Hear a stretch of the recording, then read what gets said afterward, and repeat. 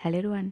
जैसे drama start होता है तो हम एक लड़की मिस सू को देखते हैं और मिस सू स्टेज पर परफॉर्म कर रही थी और लोग उसके गाने को बहुत एंजॉय कर रहे थे। मगर वो नहीं जानते थे कि स्टेज के पीछे गाना गाने वाली लड़की कोई और है और इस लड़की का नाम त्यान है और यही स्टोरी की फीमेल लीड है। त्यान 9 मंथ प्रेग्नेंट है। तभी उसे लेबर पेन होने लगती है तो माइक उसके हाथ से छूट जाता है और त्यान की आवाज़ आना बंद हो जाती है तो मिस सू परफॉर्म नहीं कर पाती। ऑडियंस को समझ जाती है कि वो लिप सिंक्स गा रही है। सब लोग उसे ह्यूमिलेट करने लगते हैं कि तुमने हमें धोखा दिया। मिस सू गुस्से में आती है तो पीछे वाले कमरे में जाती है और वो त्यान की हालत देखती है मगर उसे जरा रहम नहीं आता। वो उसे हिट करके गिरा देती है और बोलती है कि तुमने सबके सामने मुझे एम्बेरस किया। त्यान बोलती है कि मेरी डिलीवरी होने वाली है तो मुझे पैसे दो और त्यान को पैसे चाहिए थे तो इसी कारण वो मिस सू की हेल्प के लिए मान गई थी। मिस सू से बोलती है कि तुमने मेरा कंसर्ट खराब कर दिया और ऊपर से पैसे मांग रही हो। मैं तो तुम्हारी कोई हेल्प नहीं करूंगी। कोई एम्बुलेंस बुलाता है तो त्यान को हॉस्पिटल ले जाया जाता है। डॉक्टर उसकी हालत देखती है तो बोलती है कि जल्दी से ऑपरेशन की तैयारी करो और त्यान को बोलती है कि अपनी फैमिली में से किसी का नंबर दो। त्यान बोलती है कि मेरी फैमिली में कोई नहीं और बोलती है कि मेरे पास पैसे नहीं तो मैं मेडिसिन नहीं खरीद सकती। डॉक्टर पूछती है कि बच्चे का फादर कहाँ है। त्यान सैड होती है तो बच्चे के फादर को याद करने लगती है। फ्लैशबैक में देखते हैं कि त्यान एक 5 स्टार होटल में पियानो कंसर्ट में पार्टिसिपेट करने गई थी। तभी स्टोरी का हीरो नैशंग आता है तो बोलता है कि मुझे किसी ने ड्रग दी है तो मेरी हेल्प करो और ये मो फैमिली का 7 यंग मास्टर है। त्यान रेजिस्ट करती है तो नैशंग उसे बोलते हैं कि मैं तुम्हारी रिस्पॉन्सिबिलिटी लेता हूँ और वह अपना पेंडेंट उसके हाथ में देता है। और फिर हम प्रेजेंट देखते हैं। त्यान जैसे जागती है तो नर्सों से बताती है कि आपके यहाँ बेटी हुई है। वो उसे बेटी पकड़ाकर चली जाती है। त्यान अपनी बेटी को बोलती है कि आज से तुम्हारा नाम डिंग डोंग है और मैं ही तुम्हारी फैमिली हूँ। और त्यान अभी कॉलेज स्टूडेंट थी। उसकी पढ़ाई कंप्लीट नहीं हुई थी और त्यान म्यूजिक की स्टूडेंट है और त्यान अपनी बच्ची को साथ लिए अपने कॉलेज और यूनिवर्सिटी की एजुकेशन कंप्लीट करती है। 6 साल के बाद उसकी ग्रेजुएशन होती है तो वो बहुत ज़्यादा खुश हो रही थी क्योंकि अब तक वो पार्ट टाइम जॉब करती थी मगर अब उसका सपना पूरा होने जा रहा था कि वो अच्छी जॉब करेगी और अपनी बेटी को अच्छी लाइफ देगी। और फिर हम देखते हैं कि मो कंपनी में म्यूजिक असिस्टेंट के लिए जॉब निकलती है तो त्यान अप्लाई करने के लिए वहां जाती है और मो कंपनी के साथ ही एक पार्क था तो अपनी बेटी के साथ वहां खड़ी थी। वो अपनी बेटी को बोलती है कि मेरी जॉब लग जाए तो मैं म्यूजिक स्कूल में तुम्हारा एडमिशन करवाऊंगी। डिंगडोंग बहुत सेंसिटिव थी तो अपनी मॉम को बोलती है कि आप बहुत मेहनत करती हैं, अगर मेरा डैड होता तो आपके साथ बर्डन शेयर करता। त्यान उसकी बात सुनकर थोड़ा सैड होती है और डिंगडोंग बचपन ही से अपनी मॉम से म्यूजिक सीख रही थी और डिंगडोंग को क्लास्ट्रोफोबिया का प्रॉब्लम है। त्यान को कंपनी के अंदर जाना था तो वो अपनी बेटी को बोलती है कि तुम अंदर जाओगी तो तुम्हें परेशानी होगी और बोलती है कि तुम यहीं बैठकर मेरा वेट करो।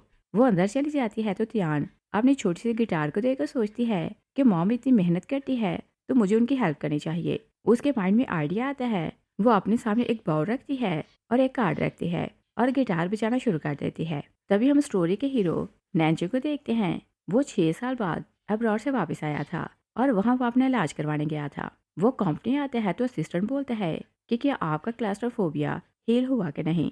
नैशिंग निराश होकर ना बोलता है और फिर वो पूछता है कि मॉम कैसी हैं। असिस्टेंट बोलता है कि आपके 6 भाई उनकी बहुत केयर करते हैं मगर वो आपके लिए वरिड रहती हैं। और नैशिंग नहीं जानता था कि उसकी मॉम इसी पार्क में आई है। नैन्सी की मॉम मिसिज मो अपने फ्रेंड्स के साथ पार्क में थी और मो फैमिली के साथ एक प्रॉब्लम था कि 400 साल से उनके यहाँ बेटी का जन्म नहीं हुआ था और मिसिज मो की बहुत स्ट्रांग विश थी कि उनकी एक पोती हो और इसके लिए वो दिन रात प्रेयर करती थी। और इस टाइम भी वो अपने फ्रेंड्स के साथ बैठी यही बातें डिस्कस कर रही थी तो फ्रेंड्स उसे जेलस करने को बोलती हैं कि तुम पोती का सपना देखना भूल जाओ क्योंकि तुम्हारी फैमिली में बेटी का जन्म नहीं होने वाला। एक फ्रेंड उसे छेड़ने को अपनी पोती की पिक्चर दिखाती है तो बोलती है कि देखो मेरी पोती कितनी सुंदर है और बताती है कि ये बहुत अच्छा गाती है और डांस भी करती है।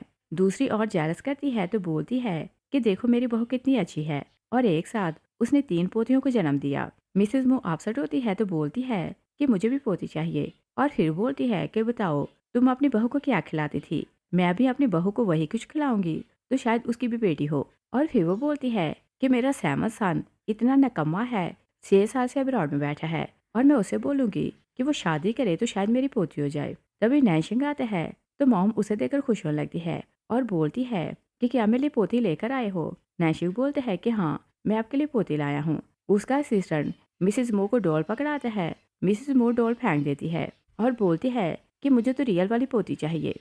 मिसेज मो की फ्रेंड्स हंसने लगती हैं तो बोलती है कि तुम्हारी पोती नहीं होने वाली। मॉम बोलती है कि तुम जल्दी से शादी करो तो मुझे पोती मिल जाए। नैनसिंग बोलता है कि पहली बात ये कि मैं शादी में इंटरेस्टेड नहीं, और दूसरे ये कि अगर मैं शादी कर भी लूँ तो मेरे यहाँ भी बेटा ही होगा, बेटी तो नहीं होने वाली, और आपका पोते का सपना पूरा नहीं होने वाला। मिसेस मो जिद करने लगती है कि मुझे तो एक पोती चाहिए जो गाना गाए और डांस करे, और वो नहीं जानती थी कि उनकी विश पहले से पूरी हो चुकी है। और दूर बैठी डिंग डोंग लोगों की फरमाइश सुनती है तो उनके लिए गा रही थी, और जो लोग गाने की फरमाइश करते थे डिंग डोंग उन्हें पूरा करती तो वो लोग उसे $1-1 दे रहे थे। मिसेस मो गाने की आवाज़ सुनती है तो वहाँ आती है। डिंग डोंग बोलती है कि ग्रैंड माँ, क्या आप भी गाना सुनना चाहती हैं? अगर कोई स्पेशल सॉन्ग सुनना चाहती हैं तो बताएं। और बोलती है कि इसके लिए $1 लगेगा। मिसेस मो उसका फेस देखती है तो बोलती है कि तुम तो बिल्कुल सहमत जैसी हो। डिंग डोंग हैरान होकर उन्हें देखने लगती है। मिसेस मो अपने पर्स से फोटो निकालती है तो बोलती है कि देखो, ये तुम्हारी फोटो नहीं लग रही। डिंग डोंग बोलती है कि ग्रैंड माँ, आपके पास मेरी फोटो कैसे आई? मिसेस मो से बताती है कि ये मेरे सहमसान की पिक्चर है, और मुझे लड़की इतनी ज़्यादा पसंद है कि मैंने उसे स्कर्ट पहनाकर उसकी पिक्चर बनाई थी। सब लोग उसकी बात सुनते हैं तो हंसने लगते हैं। नैशिंग अपनी मॉम को बोलते हैं कि मॉम, आपने ये पिक्चर अब तक संभाल कर क्यों रखी है? और मैंने बोला तो था कि इसे फेंक दे। और डिंग डोंग को सिर्फ अपनी कमाई की फिक्र हो रही थी तो वो बोलती है कि अगर मैं हर रोज़ के 100 कमाऊँ तो 10 दिन में मेरी फ़ी के पैसे जमा हो जाएंगे। मिसेस मो इमोशनल होती है तो बोलती है कि मो फैमिली की पोती ऐसे हाल में नहीं रह सकती। वो बैंक कार्ड निकालती है तो बोलती है कि इसमें 1 बिलियन है, अपनी पढ़ाई के लिए रख लो। डिंग डोंग बोलती है कि 1 बिलियन में कितने होते हैं? तभी मिसेस मो उसका बाजू पकड़ती है तो बोलती है कि मेरे साथ घर चलो। डिंग डोंग घबरा जाती है तो बोलती है कि ये तो ह्यूमन स्मगलर है। अपने पैसे उठाती है तो वहाँ से भाग जाती है। मिसेस मो उसके पीछे जाने लगती है तो नैशिंग बोलते हैं कि ये आप क्या कर रहे हैं? मॉम बोलती है कि मैं अपनी पोती को घर ले जा रही हूँ। नैशिंग बोलते हैं कि कौन सी पोती, और मेरी तो अभी शादी नहीं हुई। मॉम बोलती है कि बताओ, अब्रॉड जाने से पहले तुम्हारा किसी लड़की के साथ अफेयर था? नैशिंग पहले हैरान होता है तो फिर भी उस लड़की को याद करते हैं जिसे पियानो कंसर्ट में मिली थी। उसे डाउट होने लगता है कि वो बेटी उसकी है। मिसेस मो से बोलती है कि तुम खुद तो पता कर नहीं सकते, मैं ही सब कुछ पता करती हूँ।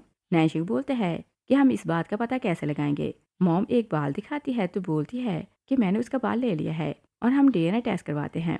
और फिर हम देखते हैं कि डीएनए की टेस्ट रिपोर्ट मिसेस मो के घर आती है। मिसेस मो जैसे पेपर पकड़ती है तो खुशी से चलाने लगती है। उनके बेटे और पोते भागते बाहर आते हैं। मिसेस मो जैसे रिपोर्ट देखती है तो रिपोर्ट पॉजिटिव थी। वो इतनी एक्साइटेड होती है कि बेहोश होकर गिरने लगती है। नैशिंग उन्हें फर्स्ट एड देते हैं तो मॉम होश में आती है और फिर सबको बताती है कि 400 साल बाद हमारी फैमिली में बेटी आ रही है। और सब बेटे हैरान होने लगते हैं कि किसके यहाँ बेटी हुई। नैशिंग प्राउड होकर बताता है कि बेटी मेरी है। सब लोग हैरान हो जाते हैं और पूछने लगते हैं कि तुम्हारी बेटी कब हुई। मिसेस मो बोलती है कि ये सब बातें छोड़ो, पहले मुझे अपनी पोती को ढूंढना है। और सब लोग इतने एक्साइटेड हो जाते हैं कि हर कोई बच्चे को ढूंढने निकल जाता है। नैशिंग अपने गार्ड्स को बोलता है कि 3 टीम्स बनाओ और हर जगह मेरे वारिस को तलाश करो। और मो फैमिली पूरी सिटी में बच्चे को ढूंढने निकल जाती है। दूसरी साइड पर देखते हैं कि डिंग डोंग रोड के किनारे बैठे अपने कमाए हुए डॉलर गिन रही थी। तभी लग्जरी कार रुकती है तो मिस सू उसमें से बाहर आती है और डिंग डोंग उस लड़की को देखे जा रही थी। और मिस सू को मो कंपनी जाना था तो अंदर जाने लगती है। डिंग डोंग बोलती है कि आंट, उस रास्ते से ना जाना। मिस सू गुस्से में आती है तो बोलती है कि बाद में इस लड़की डॉग की तरह मेरा रास्ता क्यों रोक रही हो। और वो डिंग डोंग को पुश करती है तो आगे चली जाती है। और डिंग डोंग उसे इस कारण मना कर रही थी कि रास्ते में डॉग की पूप थी। मिस सू का पाँव उस पर आता है तो वो चिल्लाने लगती है कि मेरे शू गंदे हो गए। डिंग डोंग हंसने लगती है तो बोलती है कि इसी कारण मैं आपको रोक रही थी कि दूसरे रास्ते से जाएं। और फिर वो नाक पर हाथ रखती है तो बोलती है कि आपसे तो बू आ रही है। मिस सू गुस्से में आती है तो बोलती है कि मेरे ब्रांड के शूज़ गंदे हो गए। और यहाँ रिसेप्शन पर जाती है तो अपने डॉक्यूमेंट्स देती है। रिसेप्शनिस्ट बोलती है कि तुम्हें जिसकी असिस्टेंट रखा जा रहा है वो सैम यंग मास्टर की होने वाली वाइफ है, तो तुम केयरफुल रहना और कोई मिस्टेक ना करना। त्यान होके बोलती है। तभी मिस सू आती है तो दोनों एक दूसरे को देखकर हैरान हो जाती हैं। रिसेप्शनिस्ट बताती है कि ये आपकी नई असिस्टेंट है। मिस सू बोलती है कि मैं इसे असिस्टेंट नहीं रख सकती। और रिसेप्शनिस्ट बोलती है कि इन्होंने म्यूजिक एकेडमी से ग्रेजुएट किया है और ये टॉप स्टूडेंट हैं, तो आप इन्हें असिस्टेंट हायर करें। मिस सू बोलती है कि ये सिर्फ बच्चे पैदा करने में एक्सपर्ट है और इतनी कम एज में ये शादी से पहले प्रेग्नेंट थी तो मैं ऐसी रेपुटेशन वाली लड़की को अपनी असिस्टेंट नहीं बना सकती। ध्यान बोलती है कि क्या बकवास कर रही हो। मिस सूसो बोलती है कि तुमने मेरा कॉन्सर्ट खराब करके मेरा सपना तोड़ दिया, तो मैं तुम्हारा सपना पूरा नहीं होने दूंगी। ध्यान बोलती है कि लिप सिनिक्स करना क्या तुम्हारा सपना था। मिस सू गुस्से में आती है तो उसे हिट करती है। नैनचिंग आते हैं तो ध्यान को होल्ड कर लेते हैं और दोनों एक दूसरे को देखे जा रहे थे। तो मिस सू बोलती है कि ये मेरा फियांसी है और वो ध्यान को उसे दूर करती है। नैनचिंग मिस सू को बोलते हैं कि तुम कंपनी के डायरेक्टर हो तो ये एटीट्यूड कैसा है। और ध्यान को ये बात पता चलती है कि वो मो ग्रुप का सीईओ और मो फैमिली का सेवन यंग मास्टर है, तो वो उसे बहुत इंप्रेस होने लगती है। वो बहुत रिस्पेक्ट से उसे अपना नाम बताती है और बोलती है कि मैंने म्यूजिक में ग्रेजुएशन की है और एकेडमी में मैंने टॉप किया है। मिस सू जेलस होने लगती है तो नैन्शो को बोलती है कि मॉम ने बोला है कि हमें जल्द शादी कर लेनी चाहिए और बच्चे भी पैदा करने चाहिए। नैन्शिंग हैरान होकर बोलते हैं कि मैं तुमसे बच्चे पैदा क्यों करूं और मेरी तो पहले से एक बेटी है। मिस सू बोलती है कि आप अनमैरिड हैं तो बच्चा कहाँ से आ गया। नैन्शिंग बोलते हैं कि क्या बच्चे पैदा करने के लिए शादी की जरूरत होती है और फिर वो प्राउड होकर बताता है कि मेरी एक बेटी है। असिस्टेंट उसकी बात सुनकर शौक रह जाता है तो बोलते हैं कि मो फैमिली में 400 साल से बेटे का जन्म नहीं हुआ, वो तो इनकी प्रिंसेस हुई। ध्यान बोलती है कि ये कोइंसिडेंस है कि मेरी भी एक बेटी है और बताती है कि मेरे पास टीचिंग सर्टिफिकेट भी है और मैं 18 इंस्ट्रूमेंट बजा सकती हूँ। और वो एक एक करके इंस्ट्रूमेंट का नाम गिनवाना शुरू करती है तो मिस सो गुस्से में आती है तो बोलती है कि चुप करो। और वो नैन्शिंग को बोलती है कि इस जैसे लोग हमारी कंपनी में काम नहीं कर सकते। मगर नैन्शिंग का अपना प्लान था। वो अपनी बेटी को याद करते हैं कि उसे म्यूजिक पसंद है और डिंग डोंग ने बताया था कि वो म्यूजिक स्कूल जाना चाहती है। वो सोचते हैं कि अगर मैं उसके लिए एक प्राइवेट टीचर हायर करूं तो वो अच्छे से सीख सकेगी। वो त्यान को बोलते हैं कि तुम यहाँ जॉब ना करो, मैं तुम्हें अपनी बेटी के लिए म्यूजिक टीचर हायर कर रहा हूँ और मंथली सैलरी 30,000 होगी। त्यान तो खुशी के मारे कुछ बोल नहीं पाती। नैशिंग अपने असिस्टेंट को बोलते हैं कि सब मेरा कार्ड दे दो। असिस्टेंट कार्ड देते हैं तो दोनों वहां से चले जाते हैं। मिस सू उसकी खुशी देखती है तो बोलती है कि इतना खुश होने की जरूरत नहीं, वो तुमसे शादी तो नहीं करने वाला। त्यान बोलती है कि वो तुमसे भी शादी नहीं करने वाला और फिर बोलती है कि तुमसे तो बू आ रही है तो जाकर खुद को साफ करो। त्यान वहां से चली जाती है तो मिस सू डिंग डोंग को याद करके सोचती है कि मैं उस बच्चे के कारण गंदी हो गई। और नैशिंग ने अपने गार्ड्स को यही बताया था कि कंपनी के साथ वाले गार्डन में उसने अपनी बेटी को देखा था। गार्ड्स नैशिंग को कॉल करते हैं कि हमने आपकी बच्ची को ढूंढ लिया है। नैशिंग वहां जाते हैं तो वहाँ एक बच्चा था। नैशिंग हैरान होकर बोलते हैं कि ये कौन है और मैंने बेटा नहीं बल्कि बेटी बोला था। गार्ड बोलते हैं कि आपकी फैमिली में बेटियां होती नहीं हैं तो हमें लगा कि आपका बेटा ही होगा। नैशिंग गुस्से में आते हैं तो बोलते हैं कि 400 साल बाद हमारी फैमिली में प्रिंसेस ने जन्म लिया है तो तुम इतने निकम्मे हो कि उसे ढूंढ नहीं सके। और बोलते हैं कि जल्दी उसे तलाश करो। सब लोग वहां से चले जाते हैं और डिंग डोंग ने इतने लोगों को देखा था तो वो साइड पर छुप गई थी। जैसे वो लोगों को जाते देखती है तो बाहर निकल आती है और वो अपनी मॉम को देखती है तो पूछती है कि इंटरव्यू कैसा रहा। मॉम उसे बताती है कि मुझे जॉब मिल गई और मंथली सैलरी 30,000 है और बताती है कि अब म्यूजिक स्कूल में तुम्हारा एडमिशन हो सकता है। डिंग डोंग बहुत खुश होने लगती है और फिर वो बोलती है कि मुझे भूख लगी है। मॉम बोलती है कि मुझे जॉब मिली है तो मैं तुम्हें अच्छा खाना खिलाऊंगी। और वो लोग छोटे से रेस्टोरेंट जाते हैं तो डिंग डोंग अपनी मॉम को बोलती है कि क्या यहाँ अच्छा खाना मिलेगा। वो बोलती है कि मुझे कॉर्न खानी है। त्यान उसके लिए कॉर्न खरीदने लगती है मगर कॉर्न की प्राइस $4 थी। त्यान थोड़ा नर्वस होने लगती है। डिंग डोंग कार्ड निकालती है तो बोलती है कि आप इसे पे करें। त्यान हैरान होकर बोलती है कि ये कार्ड तुम्हारे पास कैसे आया। डिंग डोंग बताती है कि ग्रैंड माँ ने दिया था। और त्यान जैसे ही कार्ड यूज करने लगती है असिस्टेंट को मैसेज मिल जाता है तो वो नैन्शी को बताते हैं कि मिसेस मो ने आपकी बेटे को जो कार्ड दिया था वो यूज हो रहा है। नैन्शी को बोलते हैं कि पता लगाओ कि कार्ड इस टाइम कहाँ यूज हो रहा है और हम वहाँ जा रहे हैं। और जब वो गार्ड्स के साथ रेस्टोरेंट आते हैं तो डिंग डोंग अपनी मॉम के साथ वहाँ से जा चुकी थी। नैन्शी वर्कर से पूछते हैं कि एक लड़की 5 साल की बच्ची के साथ यहाँ आई थी तो वो लोग कहाँ गई हैं। वर्कर बताती है कि वो तो चली गई हैं। सब लोग भागते बाहर जाते हैं ताकि बच्ची को ढूंढे। और त्यान अपने बेटे के साथ जब बाहर जाकर बैठती है तो पूछती है कि ये कार्ड तुम्हें किसने दिया था और हमें ये कार्ड वापस करना होगा। डिंग डोंग बोलती है कि मैं तो उनका नाम पूछना भूल गई। त्यान बोलती है कि हमने $4 यूज किए हैं, जब मुझे पैसे मिल जाएंगे तो हम पता करवाएंगे कि ये कार्ड किसका है और फिर $4 और ये कार्ड उन्हें वापस कर देंगे। और उसे पैसों से याद आता है कि उसे जॉब के लिए जाना है। वो सोचती है कि उन लोगों ने बताया नहीं कि मुझे जॉब कब से स्टार्ट करना है। वो कार्ड निकालती है, वहाँ मो फैमिली के घर का एड्रेस लिखा था। त्यान अपनी बेटी को बोलती है कि मैं तुम्हें घर छोड़कर आती हूँ तो फिर मुझे मो हाउस जाना है। डिंग डोंग अपनी मॉम को याद दिलाती है कि हमने रेंट नहीं दिया था तो मालिक मकान ने हमें घर से निकाल दिया था और अब हमारे पास रहने को जगह नहीं। ध्यान पहले थोड़ी वरिड होती है तो फिर बोलती है कि चलो मो हाउस इकट्ठे चलते हैं, पहले जॉब की बात करते हैं तो फिर घर का कुछ करते हैं। दूसरी साइड वो देखते हैं कि मिसेस मो अपने बेटे पर गुस्सा कर रही थी तो बोलती है कि बताओ मेरी पोती कहाँ है, और 6 बेटे उनके सामने खड़े थे। मिसेस मो बोलती है कि अगर मेरी पोती ना मिली तो मैं तुम सबको स्कर्ट्स पहनाऊंगी और तुम ही मेरे बेटियां बनोगे। सब उनसे डरने लगते हैं क्योंकि वो जानते थे कि वो उन्हें स्कर्ट्स पहना सकती हैं। तभी नैशिंग आते हैं तो मॉम उसे देखकर बोलती है कि अगर मेरी पोती को वापस नहीं लाए तो सबसे पहले मैं स्कर्ट तुम्हें पहनाऊंगी। सब बेटे मिलकर मिसेस मो को समझाने लगते हैं कि हम आपकी पोती को ढूंढ लेंगे, प्लीज आप रिलैक्स हो जाएं। और फिर उनका ध्यान बटाने को सब लोग बोलते हैं कि हमने अपने भतीजे के लिए गिफ्ट लिए हैं और सब अपने अपने गिफ्ट मंगवाने लगते हैं। एक भाई ने अनलिमिटेड एडिशन की ड्रेसेस मंगवाई थी, दूसरे ने शू मंगवाए थे, किसी ने गोल्ड और किसी ने और बहुत ज़्यादा गिफ्ट लिए थे। मॉन नैशिंग से पूछती है कि बताओ तुमने अपनी बेटी के लिए क्या खरीदा है। नैशिंग क्लैप करता है तो मेड्स बहुत से म्यूजिक इंस्ट्रूमेंट लाती हैं। नैशिंग बोलता है कि उसे म्यूजिक पसंद है तो ये सब उसे पसंद आएगा और वो प्राउड होकर अपने भाइयों को देखने लगते हैं कि मेरा गिफ्ट सबसे बेस्ट है। और फिर वो अपने भाइयों को छेड़ने लगते हैं कि मैं उसका डैड हूँ तो उसे अच्छे से समझता हूँ। भाई उसे थोड़ा जेलस होने लगते हैं क्योंकि हर कोई चाहता था कि लिटिल प्रिंसेस को इम्प्रेस करने में वो लोग आगे रहें। और मॉम फिर से प्रेयर करने लगती है कि जल्दी मुझे मेरी पोती मिल जाए। तभी सर्वेंट आती है तो बताती है कि म्यूजिक टीचर आ गई और त्यान अपनी बेटी के साथ मो मैंशन आती है। डिंग डोंग इतना बड़ा विला देखती है तो हैरान होकर सब कुछ देखने लगती है। तभी उसके पेट में पेन होने लगते है तो वो बोलती है कि मुझे वॉशरूम जाना है। मेड त्यान को बोलती है कि सब टीचर का वेट कर रहे हैं तो आप अंदर जाएं, इसे वॉशरूम में ले जाती हूँ। डिंग डोंग उसके साथ चली जाती है और त्यान अंदर आती है तो इतने ज्यादा लड़कों को देखकर सोचती है कि मैंने सच ही सुना था कि मो फैमिली में सिर्फ बेटे ही बेटे हैं। और वो बच्ची के लिए इतने ज्यादा गिफ्ट देखती है तो सोचती है कि इसी कारण ये अपनी लिटिल प्रिंसेस के लिए इतना ज्यादा खुश हो रहे हैं। और वो दिल में सोचती है कि कुछ बच्चियां इतनी लकी होती हैं कि उनकी फैमिली उन्हें ट्रेशर की तरह ट्रीट करती है। नैशिंग अपनी फैमिली को बताता है कि ये मेरी बेटी की नई टीचर है।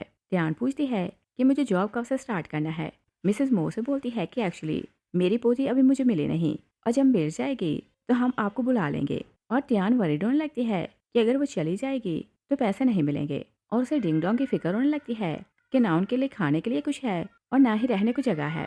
और वो अभी से जॉब स्टार्ट करना चाहती थी तो बोलती है कि मेरी भी एक बेटी है और बहुत प्यारी है। नैशिंग झाड़ से बोलते हैं कि मेरी बेटी तुम्हारी बेटी से ज्यादा क्यूट है। ध्यान घबरा जाती है तो बोलती है कि मेरा वो मतलब नहीं था, मैं तो ये बताने की कोशिश कर रही थी कि मेरी 5 साल की बेटी है और मुझे नॉलेज है कि सेज की बच्चियों को क्या पसंद होता है। और बोलती है कि आप अपनी बेटी को ढूंढ रहे हैं और ये भी बोल रहे हैं कि उसे सिंगिंग पसंद है।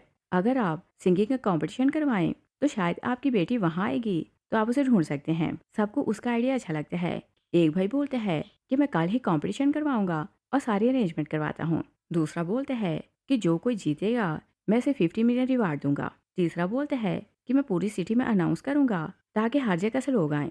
और सब भाई एक दूसरे से ज्यादा करने की कोशिश कर रहे थे। ध्यान हैरान को सोचती है कि सिर्फ एक बच्ची के लिए ये लोग इतना कर रहे हैं। नैशिंग सबकी एक्साइटमेंट देखते हैं तो बोलते हैं कि जितना मर्जी कर लो वो मेरी ही बेटी रहेगी। सब लोग उसे मुंह चढ़ाते हैं तो वहां से चले जाते हैं। और नैशिंग को पियानो बहुत ज्यादा पसंद थी। वो अपने असिस्टेंट को बोलते हैं कि कल के कंपटीशन के लिए मुझे बेस्ट पियानिस्ट चाहिए जो शो की ओपनिंग करे। ध्यान बोलती है कि मैं अच्छे पियानो बजा सकती हूँ और अगर आप बोलेंगे तो कल ओपनिंग मैं करूंगी। मिसेस मो बोलती है कि ओके तुम मुझे प्ले करके दिखाओ। ध्यान पियानो बजाने लगती है तो नैशिंग सोचता है कि ये धुन मैंने पहले कहाँ सुनी है। तभी लाइट बंद हो जाती है तो नैशिंग की हालत खराब होने लगती है। उसकी मॉम उसे संभालने लगती है। वो लोग जाने लगते हैं तो त्यान बोलती है कि आपने बताया नहीं कि कल मुझे क्या करना है। नैशिंग उसे बोलते हैं कि कल ओपनिंग तुम ही करना और बोलते हैं कि मैं तुम्हें 1 लाख ट्रांसफर कर दूंगा। और फिर उसे बोलते हैं कि तुम बता रही थी कि तुम्हारी बेटी को म्यूजिक बजाना पसंद है तो कल उसे भी मुकाबले में लाना। मिसेस मो नैशिंग को ले जाती है। ध्यान सोचती है कि क्या ये बीमार है और सब लोग वहां से चले जाते हैं। तभी मेड डिंग डोंग को लेकर आती है तो त्यान उसे बताती है कि कल सिंगिंग कंपटीशन है तो तुम भी पार्टिसिपेट करना और बताती है कि रिवार्ड 50 मिलियन है। डिंग डोंग खुश हो जाती है तो बोलती है कि मॉम मैं फर्स्ट आके दिखाऊंगी और रिवार्ड हमें मिलेगा। और बोलती है कि मैं आपकी हेल्प करना चाहती हूँ। त्यान उसे बोलती है कि अगर मेरी बेटी परफॉर्म करेगी तो मो फैमिली की प्रिंसेस के लिए जगह नहीं बचेगी क्योंकि मेरी बेटी बेस्ट है। और नेक्स्ट एक कंपटीशन था। त्यान अपनी बेटी को लाती है डिंग डोंग एलिवेटर देखती है तो बोलती है कि मॉम ये क्या है। और डिंग डोंग को क्योंकि क्लास्ट्रोफोबिया था तो त्यान ने उसे कभी लिफ्ट में नहीं जाने दिया था। त्यान उसे बताती है कि ये लिफ्ट स्टेज है। डिंग डोंग हैरान होकर बोलती है कि पहली बार सुना है कि लिफ्ट स्टेज भी होता है। तभी मिस सू आती है। डिंग डोंग उसे देखकर बोलती है कि आप तो वही आंट हैं जिनका शू डॉग की पूंछ से गंदा हो गया था। मिस सू गुस्से में आती है तो त्यान को बोलती है कि ये बच्ची बहुत बदतमीज है और क्या ये तुम्हारी बेटी है। त्यान बोलती है कि तुम्हें बदतमीज बच्चों के बारे में बहुत कुछ पता है, तो क्या बचपन में तुम भी बदतमीज हुआ करती थी। मिस सू गुस्से में आती है तो बोलती है कि यहाँ से दफा हो जाओ, और ये मो फैमिली का कंपटीशन है तो तुम यहाँ क्या कर रही हो। वो त्यान को पुश करती है। डिंग डोंग बोलती है कि तुम मेरी मॉम को बुली नहीं कर सकती। तभी मो फैमिली का यंग मास्टर यानी डिंग डोंग का अंकल आता है तो मिस सू को बोलते हैं कि ये मेरी नीस की म्यूजिक टीचर है और हमने ही बोला था कि ये अपनी बेटी की रजिस्ट्रेशन करवाए।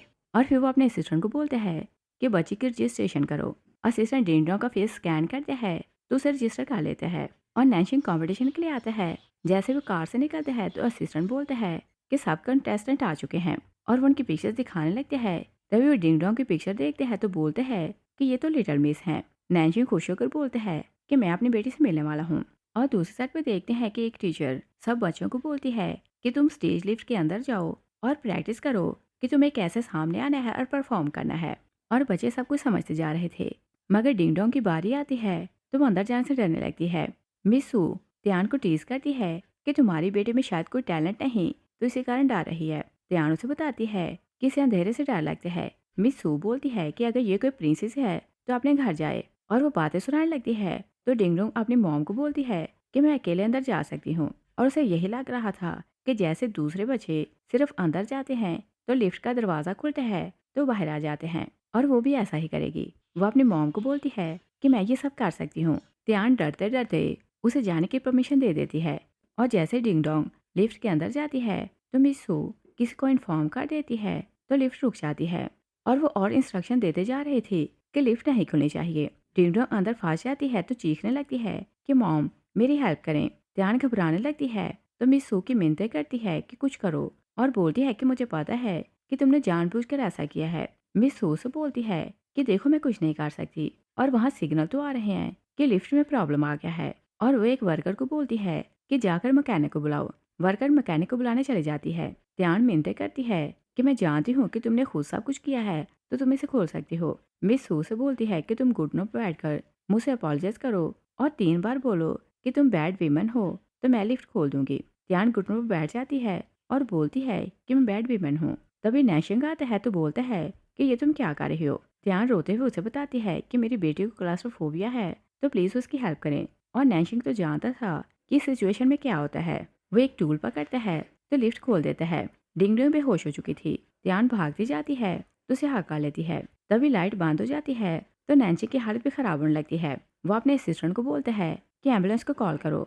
2 एम्बुलेंस दोनों को लेने आती हैं तो डॉक्टर बोलते हैं कि एक ही केस को हैंडल करना मुश्किल होता है, आज तो 2 केस एक साथ आ गए। वो लोग दोनों को ले जाते हैं। और नैशिंग तो प्राइवेट वार्ड में था, मगर त्यान को अपनी बेटी के लिए कोई वार्ड नहीं मिलती। दोनों कॉरिडोर में बैठी थी। नर्स गुजरती है तो त्यान से बोलती है कि मेरी बेटी को फीवर हो रहा है तो किसी कमरे का अरेंज करो। नर्स बोलती है कि सारी वार्ड बुक हैं, और बोलती है कि एक वार्ड है जहाँ डबल बेड है, मगर शायद तुम उसे अफोर्ड नहीं कर सकते। ध्यान उसे पेंडेंट देती है तो बोलती है कि आप इसे सेल कर लेना तो कमरे की फी ले लेना। नर्स उसे बोलती है कि मेरा वो मतलब नहीं था, और बोलती है कि वहाँ एक रिच यंग मास्टर है तो शायद वो तुम्हारी बेटी को दूसरा बेड ना लेने दे। दूसरी साइड पे देखते हैं कि नैशिंग जागता है तो असिस्टेंट से पूछता है कि मेरी बेटी कहाँ है। असिस्टेंट बोलते हैं कि अभी तक पता नहीं चला। और फिर वो बताता है कि टीचर त्यान की बेटी की हालत खराब थी तो वो भी इसी हॉस्पिटल में है। नैशिंग अपने सिस्टर को बोलते हैं कि जहाँ पहली बार मुझे वो लड़की मिली थी वहां से पता करो कि वो लड़की कौन थी। और फिर वो उसे अपने पेरेंट की पिक्चर दिखाते हैं तो बोलते हैं कि मैंने उसे ऐसा पेरेंट दिया था। असिस्टेंट बोलते हैं कि इसका मतलब ये कि आप सिर्फ बेटी को नहीं उसकी माँ को भी ढूंढना चाहते हैं। तो नैशिंग हाँ बोलते हैं। असिस्टेंट बाहर आते हैं तो गार्ड्स को इंस्ट्रक्शन देने लगता है। नर्स त्यान को बताती है कि ये लोग यंग मास्टर के लोग हैं, और बोलती है कि वो लोग बहुत रिच हैं तो शायद तुम्हें कमरा ना दें। असिस्टेंट और गार्ड्स वहां से चले जाते हैं। त्यान नर्स को बोलती है कि मैं सैमस यंग मास्टर की बेटी की टीचर हूँ, हम एक दूसरे को पहले से जानते हैं, और अगर मेरी बेटी उनके साथ वार्ड शेयर करेगी तो वो बुरा नहीं मानेंगे। और डिंग डोंग की हालत बहुत ख़राब थी, तो वो आंखें बांध के चल रही थी। त्यान उसे वार्ड में लाती है, तो नैशिंग सो रहा था। वो अपनी बेटी को दूसरे बेड पर लाती है, तो उसे लटा कर वो कर्टन सीधे कर देती है। और डिंग डोंग जैसे ही आंखें खोलती है, तो मॉम उसके हाथ में पेंडेंट देती है, तो बोलती है कि ये तुम्हारे डैड की निशानी है और तुम उसे याद करती रहती हो। तुम ठीक हो जाओ तो मैं उसे ढूंढूंगी। तभी नैशिंग जाग जाता है, तो त्यान की आवाज़ सुनकर वहाँ आता है। त्यान उसे देखकर खड़ी हो जाती है, और त्यान क्योंकि डिंग डोंग के सामने खड़ी थी, तो नैशिंग उसे देख नहीं पाता। त्यान बोलती है कि सॉरी, हमें कोई और बेड नहीं मिला, तो मैं अपनी बेटी को यहाँ ले आई। और बोलती है कि मेरी बेटी ऑबिडियंट है, तो आपको तंग नहीं करेगी। और फिर वो उसका ध्यान बटाने को बोलती है कि आप अभी वीक हैं तो रेस्ट करें। नैशिंग अपने बेड पर चला जाता है। त्यान सोचती है कि अगर यंग मास्टर ने मुझे अपनी बेटी के लिए टीचर हायर कर लिया, तो मुझे ट्यूशन फी मिलेगी। वो उसकी केयर करने लगती है। और साइड पर सूप पड़ा था, तो त्यान बोलती है कि क्या मैं सूप पिलाऊं। वो अपने हाथों से नैशिंग को सूप पिलाने लगती है। नैशिंग नर्वस होने लगती है, तो बोलते हैं कि मैं खुद कर लूंगा। और जैसे वो बॉल पकड़ने लगते हैं, तो सूप गिर जाता है। त्यान हाथ से उसकी ड्रेस साफ करने लगती है। तभी असिस्टेंट अंदर आता है, तो नैशिंग उसे बोलता है कि तुम बाहर जाओ। त्यान घबरा जाती है कि पता नहीं असिस्टेंट ने क्या समझा। वो उसे क्लियर करने के लिए मुड़ने लगती है, मगर उसके बाल नैशिंग की शर्ट में अटक चुके थे और वो बाल निकालने लगती है, तो दोनों की एक्सीडेंटली किस हो जाती है। दोनों बहुत नर्वस होने लगते हैं। ध्यान दूर होती है, तो सोचती है कि क्या पता कि यंग मास्टर यही समझे कि मैंने जानबूझकर इन्हें फंसाने की कोशिश की है। वो डरने लगती है कि उसकी जॉब चली जाएगी। वो कसम खाती है, तो बोलती है कि फिर ऐसा नहीं होगा। और बोलती है कि आप जानते हैं कि अकेले बच्चे को पालना मुश्किल नहीं, मैंने जानबूझकर नहीं किया, तो मुझे जॉब से ना निकालना। नैशिंग हैरान होकर बोलते हैं कि क्या तुम अपनी बेटी को अकेले पालती हो, और इसका फादर कहाँ है। ध्यान बोलती है कि मुझे नहीं पता। नैशिंग और हैरान होता है, तो बोलते हैं कि इसका फादर इररिस्पॉन्सिबल है। तभी फोर्थ ब्रदर आता है, तो नैशिंग बोलते हैं कि आप ठीक टाइम पर आए। और बोलते हैं कि एक लड़के ने टीचर त्यान को असल्ट किया और भाग गया, और वो इतना इरिस्पॉन्सिबल है कि इन्हें ढूंढा भी नहीं। और अपने भाई को बोलते हैं कि तुम उस लड़के को ढूंढो, तो उसे कोर्ट में ले जाओ, और हम उस पर केस करेंगे कि वो इन दोनों का खर्चा दे। त्यान घबराने लगती है, तो बोलती है कि मुझे कुछ नहीं चाहिए, और वैसे भी मुझे याद नहीं कि वो कैसा दिखता है, तो मैं उसे कैसे ढूंढूं। फोर ब्रदर बोलते हैं कि कोई प्रॉब्लम नहीं, और बताते हैं कि मेरी कंपनी ने नया एआई सॉफ्टवेयर बनाया है। अगर हम तुम्हारी और तुम्हारी बेटी की पिक्चर डालेंगे, तो फादर का चेहरा बन जाएगा। त्यान खुश होती है, तो ओके बोलती है। फोर ब्रदर उसे अपना सेलफोन देता है कि अपनी बेटी की पिक्चर लेकर आओ। त्यान अपनी बेटी की पिक्चर लेकर आती है, तो फिर अपनी पिक्चर लेती है और सेलफोन फोर ब्रदर को दे देती है। और फोर ब्रदर दोनों की पिक्चर्स अपलोड करते हैं, तो जो पिक्चर बनकर आती है वो नैशिंग से मिलती थी। वो हैरान होकर बोलता है कि ये तो सहमत की पिक्चर है। नैशिंग अपनी पिक्चर देखते हैं, तो बोलते हैं कि क्या तुम्हें लगता है कि ये मैं हूँ। और पिक्चर क्योंकि कार्टून जैसे लग रहे थे, तो फोर्थ बोलते हैं कि अभी सॉफ्टवेयर पर और काम करना बाकी है, और बोलते हैं कि मेरे सॉफ्टवेयर में बाग आ चुका है, तो इसी कारण पिक्चर क्लियर नहीं बन सकी। तभी नर्स आती है, तो त्यान को बोलती है कि मुझे आपसे बात करनी है। त्यान बाहर जाती है, तो नर्सों से बोलती है कि आपने 1 लाख जमा करवाया था, तो सारे पैसे यूज हो गए। त्यान हैरान होती है, तो बोलती है कि क्या 1 लाख यूज हो गया। नर्सों से बताती है कि डिजीज रेयर है और मेडिसिन यहाँ नहीं बनती, और जितनी मेडिसिन यूज हुई है सबकी सब मल्टीनेशनल कंपनीज की है, तो सारे पैसे यूज हो गए, और 50,000 और जमा करवाएं। त्यान घबराने लगती है, तो बोलती है कि अभी तो मेरे पास पैसे नहीं। तभी मिसेस मो आती है, तो बोलती है कि बिल मैं दे दूंगी। त्यान उनका थैंक्स करती है, तो मिसेस मो से बोलती है कि थैंक्स की जरूरत नहीं, तुम मेरी पोती की टीचर हो और इस टाइम मुश्किल टाइम में हो, तो ये हेल्प कुछ ज्यादा नहीं।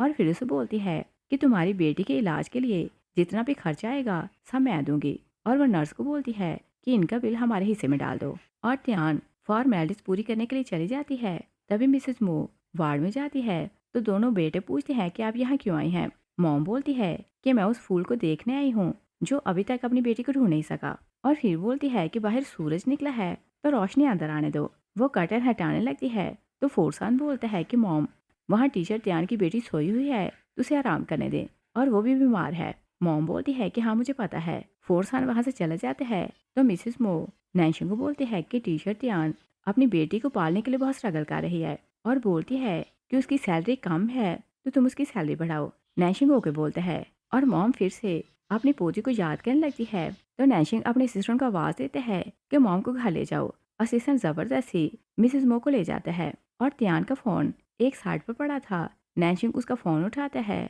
तो डिंग डोंग की बचपन की तस्वीरें देखने लगते हैं और पिक्चर्स देखकर उसे पता चलता है कि दोनों की लाइफ बहुत मुश्किल रही है। तभी त्यान आती है तो वो फोन रख देता है और त्यान के हाथ में दूध का ग्लास और अंडा था। तो नैशिंग बोलते हैं कि क्या सिर्फ ये खाओगी? त्यान बोलती है कि ये मेरी बेटी के लिए है और मैं डाइट पर हूँ तो सिर्फ ब्रेड लूंगी। और नैशिंग उसकी फाइनेंशियल कंडीशन जान चुका था तो बोलते हैं कि अगर सिर्फ बंद खाती रहोगी तो जल्दी मर जाओगी। और फिर वो अपने असिस्टेंट को कॉल करते हैं कि त्यान की सैलरी बढ़ा दो। त्यान खुश होकर पर्दे की साइड पर आती है तो बोलती है कि आप मेरी सैलरी क्यों बढ़ा रहे हैं? नैशिंग बोलते हैं कि तुम्हारी एक छोटी बच्ची भी है तो ये समझ लो कि ये पैसे उसके खाने के लिए हैं। त्यान को उसकी बेटी की फिक्र होने लगती है तो बोलती है कि क्या अभी तक आपको अपनी बेटी नहीं मिली? नैशिंग ना बोलता है। त्यान बोलती है कि क्या आपने उसे देखा है? नैशिंग हाँ बोलता है। त्यान बोलती है कि फिर तो मुश्किल ही नहीं, आप किसी आर्टिस्ट को बुलवाएं, उसकी पेंटिंग बनवाएं और फिर पोस्टर बनवाकर सिटी में लगवाएं और आपको आपकी बेटी मिल जाएगी। नैशिंग को उसका आइडिया अच्छा लगता है। तभी टिंग डोंग होश में आती है तो मॉम को आवाज देती है। त्यान उसके पास चली जाती है और टिंग डोंग को तो फिक्र हो रही थी कि अगर वो ज्यादा दिन के लिए हॉस्पिटल रहेगी तो बिल बहुत ज्यादा बनेगा। वो बोलती है कि मैं ठीक हूँ तो हम घर चलते हैं। त्यान बोलती है कि हमारे पास तो घर नहीं रहा। डिंग डोंग सैड होने लगती है तो बोलती है कि आपको जितने पैसे मिले आपने मेरे इलाज पर खर्च कर दिए तो ये मेरी मिस्टेक है। और बोलती है कि अब हम कहाँ रहेंगे। नैशिंग पर्दे के पीछे से उनकी बातें सुन रहा था तो सोचते हैं कि इन बेचारियों के पास तो घर भी नहीं। वो बाहर जाते हैं तो अपने असिस्टेंट को बोलते हैं कि त्यान और उसकी बेटी के रहने के लिए अरेंजमेंट करो। त्यान अपनी बेटी को लेकर बाहर आती है तो नर्स को बोलती है कि मुझे अपनी बेटी को डिस्चार्ज करवाना है। नर्स बोलती है कि पहले हम इसका ब्लड टेस्ट करेंगे तो फिर ये जा सकती है। त्यान सैंपल देने के लिए चली जाती है। असिस्टेंट आते हैं तो त्यान को बोलते हैं कि बॉस ने बोला है कि आपके रहने के लिए कंपनी के डोर में अरेंजमेंट करूं और वो उसे एड्रेस देता है। त्यान बोलती है कि आप लोग बहुत अच्छे हैं। असिस्टेंट बोलते हैं कि आप लिटिल प्रिंसेस की टीचर हैं तो आप ये सब डिजर्व करती हैं। और फिर जैसे ही त्यान अपनी बेटी को लेकर नैशिंग के घर जाती है तो वह हैरान होकर सोचती है कि ये डॉर्म तो नहीं लग रहा और वहाँ नैशिंग की पिक्चर लगी थी और वो लोग नहीं जानते थी कि ये नैशिंग का फ्लैट है। डिंग डोंग पिक्चर देखती है तो सोचती है कि ये तो पार्क वाले अंकल हैं। वो अपनी मॉम से पूछती है कि क्या मेरा फेस उस अंकल जैसा लगता है। त्यान बोलती है कि नॉनसेंस बातें ना सोचा करो और फिर उसे बताती है कि मुझे पार्ट टाइम जॉब के लिए जाना है तो तुम केयरफुल होकर रहना। और वो सिंगिंग के लिए एक क्लब जाती है तो मैनेजर उसे बताता है कि वीआईपी रूम में स्पेशल गेस्ट आए हैं, अगर उन्हें तुम्हारा गाना अच्छा लगेगा तो टिप बहुत ज्यादा मिलेगी। त्यान मास्क पहने अंदर आती है तो मो फैमिली के यंग मास्टर अंदर बैठे थे। वो सोचती है कि अच्छा हुआ कि मैंने मास्क पहना है और वो फेस टर्न करके गाने लगती है। नैशिंग उसका सॉन्ग सुनता है तो बहुत सैड होने लगते हैं। एक भाई बोलते हैं कि ये तो वही सॉन्ग है जो उस विलेज के लोग गाते थे जहाँ बचपन में तुम्हें किडनैप करके ले जाया गया था। नैशिंग और सैड होने लगते हैं। फ्लैशबैक में देखते हैं कि कुछ गुंडे लोग नैशिंग को किडनैप करते हैं तो एक विलेज में कैद कर देते हैं और क्लास्ट्रोफोबिया के कारण नैशिंग की हालत खराब होने लगती है। वो दरवाजा नॉक करते हैं कि कोई मेरी हेल्प करो और त्यान बाहर से गुजर रही थी। जब वो दरवाजा खोलती है तो देखती है कि नैशिंग की हालत खराब है। वो उसे रिलैक्स करने की कोशिश करती है मगर नैशिंग रिलैक्स नहीं होता। त्यान उसके लिए गाना गाने लगती है तो वो रिलैक्स हो जाता है। और फिर हम प्रेजेंट में देखते हैं एक भाई बोलते हैं कि सुना है कि तुमने टीचर त्यान को अपने घर पर रखा है, तुम्हारी वाइफ और बेटी मिल जाएं तो तुम उन्हें क्या बताओगे? नैशिक बोलते हैं कि वो सिर्फ मेरी बच्ची की टीचर है। एक भाई बोलते हैं कि 6 साल पहले तुम जिस लड़के से मिले थे वो कैसे दिखती है। एक और भाई बोलते हैं कि हमने हर 5 स्टार होटल के कंसर्ट हॉल चेक किए हैं मगर हमें वो लड़की नहीं मिली। त्यान हैरानों को सोचती है क्योंकि उसका वन नाइट स्टैंड उसे 5 स्टार होटल के कंसर्ट हॉल में मिला था। वो सोचती है कि क्या वो नैशिंग था। भाई बोलते हैं कि बताओ वो लड़की कैसे दिखती है। नैशिंग बोलते हैं कि सामने जो लड़की खड़ी है वो इससे लंबी थी और ज्यादा स्मार्ट थी और रंग भी इसे साफ था। त्यान सोचती है कि मैं कुछ ज्यादा ही सोच रही थी, मैं भला वो लड़की कैसे हो सकती हूँ और डिंग डोंग का फादर इतना रिच कैसे हो सकता है। दूसरी साइड पे देखते हैं कि दरवाजा नॉक होता है तो डिंग डोंग समझती है कि उसकी मॉम आ गई। वो दरवाजा खोलती है तो मिसेस मो का असिस्टेंट सामने खड़ा था। वो बच्ची को देख हैरान हो जाता है। वो पूछता है कि क्या ये सेवंथ यंग मास्टर का घर नहीं? डिंग डोंग बोलती है कि यहाँ मैं और मेरी मॉम रहते हैं और ये यंग मास्टर ने हमें रहने को दिया है। सर्वेंट घर जाते हैं तो मिसेस मो को बताते हैं कि सेवंथ यंग मास्टर के घर पर एक लेडी और बच्ची रहती है। मिसेस मो बोलती है कि उसने हिम्मत कैसे की कि मेरी बहू को चीट करे। वो बोलती है कि हम लोग वहाँ जा रहे हैं। और त्यान जब घर वापस आती है तो डिंग डोंग अपनी मॉम को बताती है कि एक अंकल आए थे। त्यान वरीड होने लगती है तो बोलती है कि उन्हें तुम बुली तो नहीं किया। डिंग डोंग बोलती है कि मैंने दरवाज़ा खोला तो वो मुझसे पूछ रहे थे कि क्या ये यांग मास्टर का घर है। मैंने हाँ बोला तो वो चले गए। त्यान सोचती है कि यांग मास्टर की वाइफ और बेटी के वापस आने से पहले हमें यहाँ से जाना होगा, वरना वो कुछ और समझेगी। और सोचती है कि जैसे मुझे सैलरी मिल जाए तो मैं नया फ्लैट ले लूंगी। और मिसेस मो मैंशन से बाहर आती है तो गार्ड्स की टीम को बोलती है कि मेरी पोती को हर जगह ढूंढो। और वो उन्हें पम्फलेट देती है और कुछ पम्फलेट वो अपने असिस्टेंट को बोलती है तो बोलती है कि हर किसी में डिस्ट्रीब्यूट करो। असिस्टेंट पम्फलेट देखते हैं तो बोलते हैं कि ये तो वही बची है जिसे मैंने यांग मास्टर के घर पर देखा। मिसेस मो खुश हो जाती है तो बोलती है कि क्या तुम्हें विश्वास है कि ये वही बची है। असिस्टेंट बोलते हैं कि मैं श्योर हूँ, आप चलकर देख लें।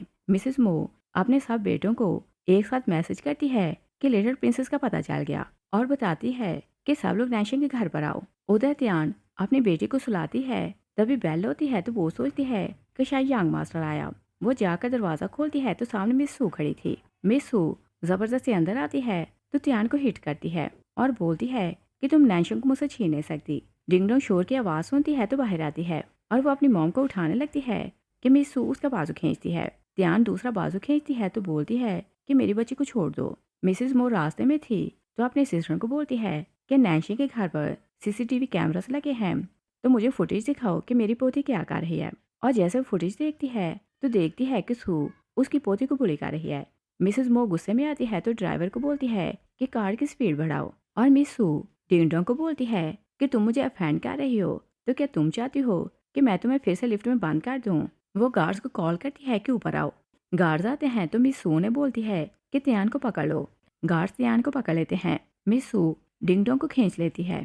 त्यान बोलती है कि मेरी बेटी मुझे वापस करो। त्यान बोलती है कि मेरी बेटी मुझे वापस करो। मिस सू गार्ड्स को ऑर्डर देती है तो वो लोग त्यान को इलेक्ट्रिक शॉक लगाते हैं। त्यान गिर जाती है। मिस सू गार्ड्स को बोलती है कि लड़की को नीचे फेंक दो। वो लोग उसे विंडो के पास लाते हैं तो त्यान मिन्नतें करती है कि मेरी बेटी को छोड़ दो और वो उठ नहीं पाती। मिसेस मो अपने बेटों और गार्ड के साथ आती है तो वो देखती है कि गार्ड बच्ची को नीचे फेंकने वाले हैं। वो लोग भागते ऊपर जाते हैं और जैसे वो लोग अंदर जाते हैं तो मिसेस मो शाउट करती है कि तुम्हारी हिम्मत कैसी हुई कि मेरी लिटिल प्रिंसेस को हाथ लगाओ और मैं तुम्हें जिंदा नहीं छोड़ूंगी। और वो गार्ड्स को बोलती है कि बच्ची को यहाँ लेकर आओ। गार्ड्स बच्ची को लेकर आते हैं तो डिंग डोंग अपनी माँ को हक करके रोने लगती है। मिसेस मो बोलती है कि तुम्हारी हिम्मत कैसी हुई कि बच्ची को बुली करो। एक भाई गुस्से में आता है तो मिस सू को जोर से स्लैप करता है। मिस सू बोलती है कि मैं सू फैमिली की यंग लेडी हूँ। तो भाई उसे बोलते हैं कि चाहे तुम कोई भी हो किसी बच्ची को बुली नहीं कर सकती। फोर ब्रदर गार्ड्स को बोलते हैं कि मिस सू को बाहर फेंक दो और बोलते हैं कि अगर तुम फिर डिंग डोंग के पास नजर आई तो तुम्हारी फैमिली को बैंकरप्ट कर देंगे। गार्ड मिस सू को ले जाते हैं मगर मिस सू जाते हुए सोचती है कि ध्यान देखना मैं तुम्हारे साथ क्या करती हूँ। मिसेस मो डिंग डोंग को बोलती है कि ग्रैंड माँ के पास आओ। डिंग डोंग अपनी मॉम को बताती है कि ये वही ग्रैंड माँ है जिन्होंने पार्क में मुझे काट दिया था। और वो लोग ये बात ध्यान को नहीं बताते कि डिंग डोंग नैन्सी की बेटी है। मिसेस बो बोलती है कि तुम लोग मेरे साथ घर चलो, मिस सू बहुत पागल है तो वो तुम दोनों को हर्ट कर सकती है। ध्यान हेजिटेट करने लगती है तो सोचती है कि मैं सिर्फ एक टीचर हूँ तो इनके मेन हाउस नहीं जा सकती। मिसेस मो सोचती है कि लड़की बहुत समझदार है। डिंग डोंग अपनी मॉम को बोलती है कि ग्रैंडमा के घर बहुत इंस्ट्रूमेंट हैं तो मुझे जाकर वो भी जाने हैं। ध्यान बोलती है कि ओके तुम ग्रैंडमा के साथ जा सकती हो। वो मिसेस मो को बोलती है कि आप इसे साथ ले जाएं, ये वहाँ सेफ रहेगी। मिसेस मो डिंग डोंग को ले जाती है और तीनों भाई ध्यान का थैंक्स करते हैं। एक बोलते हैं कि कल तक 3 व्हीलर्स तुम्हारे नाम हो जाएंगे। दूसरा बोलते हैं कि गैराज में जो फरारी खड़ी है कल वो तुम्हारे नाम हो जाएगी। और तीनों उसे बैंक कार्ड देते हैं तो बोलते हैं कि तुम्हें और बहुत कुछ मिलेगा। ध्यान बोलती है कि मैं ये सब नहीं ले सकती। तीनों भाई एक साथ बोलते हैं कि ये सब अब तुम्हारा है। वो लोग वहाँ से चले जाते हैं और ध्यान हैरान को सोचती है कि क्या ये एक टीचर को इतना प्रोटोकॉल देते हैं।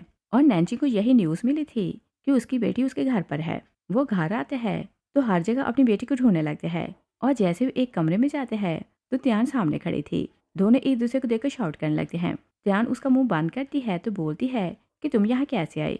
नैशिंग बोलते हैं कि ये घर मेरा ही है और फिर वह कंफ्यूज होने लगते हैं तो बाहर जाकर अपने भाई को कॉल करते हैं और पूछते हैं कि मेरी प्रिंसेस कहाँ है। भाई उसे वीडियो कॉल करते हैं तो दिखाते हैं कि डिंग डोंग अपने अंकल के साथ खेल रही है। नैशिंग खुश होकर अपनी बेटी को देखने लगते हैं। फोर्थ ब्रदर उसे ये नहीं बताता कि त्यान उसकी वन नाइट स्टैंड है। वो उसे बोलते हैं कि टीचर त्यान को मिस सू ने बहुत ज़्यादा बुली किया है तो तुम वहाँ रहकर उसे कंफर्ट करना। और आज घर आने की जरूरत नहीं। तभी त्यान आती है तो वीडियो में देखने लगती है कि डिंग डोंग वहाँ सबके साथ खेल रही है। वो नैन्सी को बोलती है कि बताओ मेरी बेटी ज्यादा क्यूट है या फिर तुम्हारी। नैन्सिंग बोलते हैं कि मेरी बेटी ज्यादा क्यूट है। और नैन्सिंग अभी तक ये बात नहीं जानता था कि डिंग डोंग त्यान की बेटी है। वो उसे पूछते हैं कि तुम्हारी बेटी कहाँ है। त्यान बोलती है कि शायद सो रही है और वो कमरे में चली जाती है। तो नैन्सिंग सोचते हैं कि वो मेन बेडरूम में तो नहीं थी और शायद वो गेस्ट रूम में है। और फिर वो सोचते हैं कि एक कमरे में मॉम है और दूसरे में बेटी है तो मैं कहाँ सोऊंगा। वो पूछ लेते हैं कि मुझे कहाँ सोना है। त्यान बोलती है कि तुम कमरे में सो जाओ। और नैन्सिंग यही समझता है कि वो यही समझ रही है कि वो उस वाले कमरे में आए तो वो वहाँ आता है। त्यान उसे वहाँ देखकर हैरान हो जाती है और फिर वो सोचती है कि शायद ये मुझे समझाना चाहता है कि घर इसका है तो मुझे दूसरे कमरे में सोना चाहिए। वो बोलती है कि मैं गेस्ट रूम जाती हूँ। वो वहाँ से चली जाती है और नैन्सिंग सोता है तो बचपन में लड़की को याद करता है जिसने उसकी जान बचाई थी। और त्यान उसका शोल्डर हिलाती है। नैन्सिंग जागता है तो हैरान लगता है। उसे ऐसा लग रहा था कि ये वही लड़की है जिसने उसकी जान बचाई थी। वो पूछता है कि तुम कौन हो।